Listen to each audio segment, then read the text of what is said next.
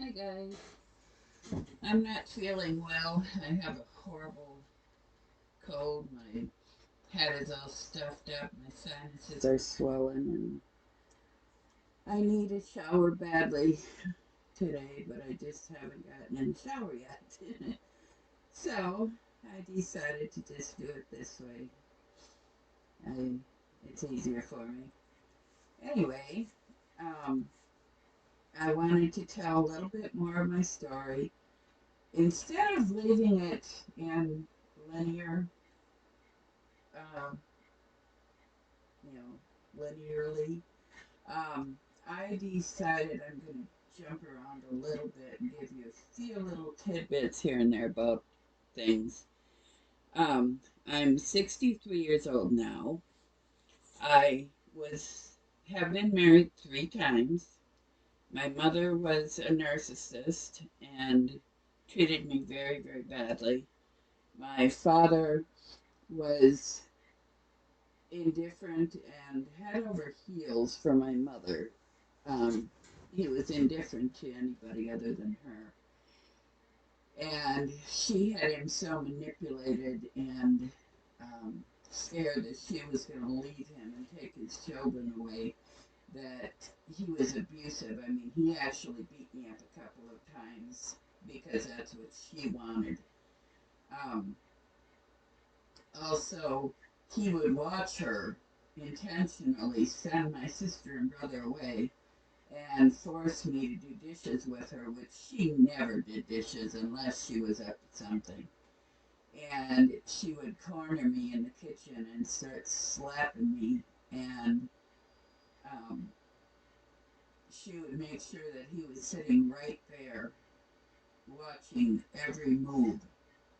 And she would slap me quite a few times before I would finally slap her back, and he'd come flying in and beat the shit out of me. Yeah, that was wonderful, wasn't it? Anyway, um, she made sure that I got in trouble at school, and she was glad. She took advantage of it. She made sure that when the day I turned 18, they had her permission, and in fact, she ordered them to kick me out and not allow me to finish my education. I only needed half a credit, and I showed up in school that day and they informed me that they didn't have any classes that I could take. They had nothing for me. And when I showed up back at home telling my mother that, there were no classes I could take, she wasn't at all surprised. Um, so, she first thing out of her mouth is, well, when are you moving out? Where are you going? And what are you going to do for a job? Or are you marrying your boyfriend who I'd been with for a couple of years? But sadly, my boyfriend, the only reason he and I were still girlfriend boyfriend was because he raped me. Um, about 3, 4 months into our dating, actually, it was more partying um, with some heavy petting. And we got drunk one night, and I lay down on the bed at the party, and he realized I wasn't around, and he asked everyone where I went, and found out I had gone to the bed, and I was sleeping because I was pretty drunk, and he raped me, and so I didn't talk to him for a couple of weeks. But the way I was raised, if any man had sex with me, and whether I wanted it or not, I had to marry that man because I was ruined, for the rest of my life. No other man would want me, is how my family raised me, or my mother raised me.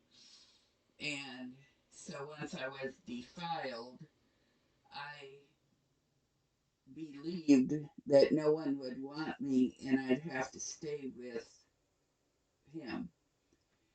And even though he, constantly was cheating on me and looking for somebody else, it just made me more um, convinced that I had to give in to him. I had to, beg him and keep him around and put up with anything and everything that he did. So he and I dated for about 2 years, and right after I got um, kicked out of school and they would no longer teach me, then I pretty much, in my shoes, I had to marry him, and I also had to get out of my parents' home. So I intentionally quit taking my birth control pill, and I got pregnant right around Christmas time of 1979, and I got married in March 31st of 1979, and we had our first child on September 9th, or September 7th, 9779. um, Actually, it was 78 when I got kicked out of school. It was 78 when I got pregnant, and 79 when I got married, and 79 when our son was born. Um, Getting my dates mixed up. Anyway, my first husband was an abusive, alcoholic, narcissistic, nasty person. And talking to my family about it, because 2 weeks before we got married, I informed him I didn't think I wanted to get married. I wanted to raise my child by myself. And so he contacted my family, and we all sat down, and I was forced to go through with the marriage. Then, after our son was born and our daughter was born, um, we went through some really rough times in those first couple of years. The first 20 months is when we had my son and then my daughter. And it was really hard because he would not do anything with the kids. He wouldn't feed them, he wouldn't change them, he couldn't even hold them. I mean, he had nothing to do with them. He worked on a farm getting $30 a day. He drank all of that away, so we had to live on welfare. Um, he just wanted to party and have fun and didn't give a shit. And my mother was in heaven. She thought that was wonderful, that I was so miserable and being abused. Um, I loved him a few times, and he just wouldn't change, continued to be the same. Um, he never, well, I take that back. I was going to say he never hit me. He did hit me, but he never really beat me up. And in our later years, we were married 14 years. I tried to leave him, like I said. I tried to divorce him, and I paid $1,200 to my attorney. And about a month after I became the attorney, my attorney called me and told me to come down to his office, that he needed to talk to me. And he informed me that my husband and my parents had visited him the day before and informed him what a worthless, poor, troublemaking, no good I was. And that if I would go back to my husband and quit acting up, that he would take me back. attorney was going to take my husband's case, keep my $1,200, and leave me out to dry. Isn't that nice that my mother would have such a thing? But she did. It was all my mother's doing. And my ex-husband, my mother taught him well. She taught him how to manipulate and push and force and keep me down. And he was a good learner and she was a good teacher. And so I didn't get my divorce. And about a year later, I was living with my husband because I had no choice. And that attorney called me up and informed me I owed him $65. How then and how was I going to pay it? And I informed him that it was against the rules and laws and according to the bar administration, if attorneys do shit like that, they get disbarred. And I told him if I ever get another call from you like this, I'm going to call the bar administration or whatever it was that oversees the attorneys and tell them just exactly what you did to me.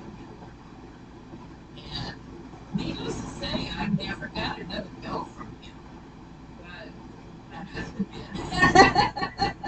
I thought that was funny. So he switched from billing me to billing him. But I don't think he ever got his $65. That's just too bad. I mean, what he did to me was so unethical. And the things my mother did to me were just so immoral and unethical. And I mean, forcing me out of school, forcing me to um, get married, forcing me to stay with an abusive man who was not only abusive to me, but abusive to the children and even physically abusive to the kids. And I told her that, one day my son went to sneak a drink off my husband's soda, and my husband grabbed him by the arm. My son was maybe two, grabbed him by the arm, picked him way up in the air. My husband was 6'6", and slammed him into the couch. And, you know, I called my mom, and my mom's like, well, protect him. Oh, really? No, duh. But my first husband was horrible. He was just so selfish.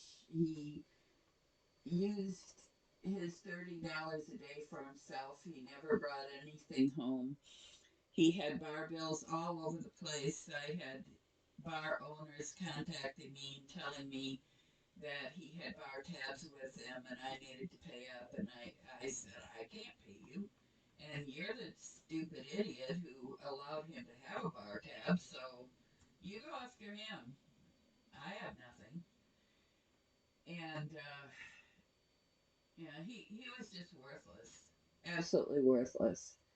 And within a few years, he, I made him go to alcohol and drug treatment.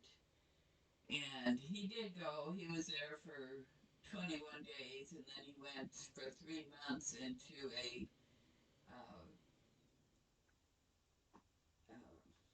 inpatient home where he had daily counseling and daily AA meetings and all kinds of stuff. He had constant support there. And then he came home, and I was thinking, he's no longer drinking, he's no longer doing any drugs, so, you know, life's going to get much better. I'll be able to talk to him and work with him. Oh boy, was I wrong. I didn't know and realize, I didn't even know my mother was a narcissist. I just knew that she was evil. And when he came home, he was worse than ever. His attitude was horrendous, and he he quit drinking, but he was a narcissist, and he was just hateful. And he started cheating on me with the babysitters and anybody else who he could get in their pants, he would.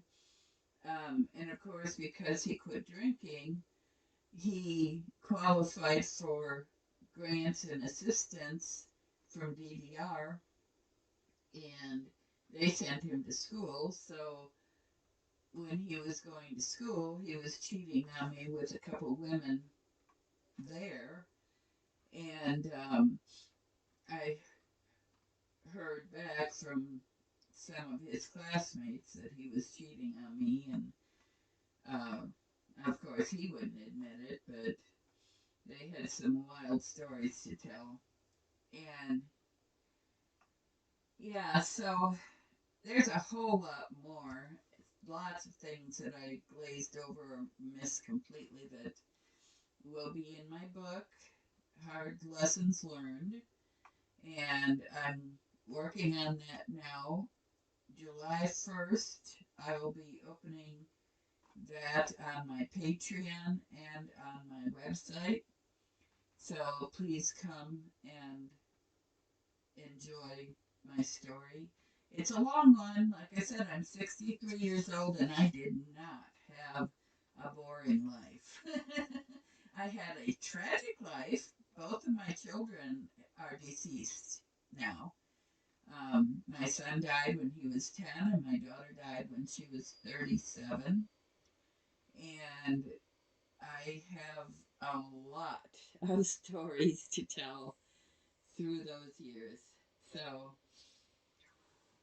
come back, like, subscribe, comment, and ask questions. And please, you know, I hope you're looking forward to my story on Patreon and on my website.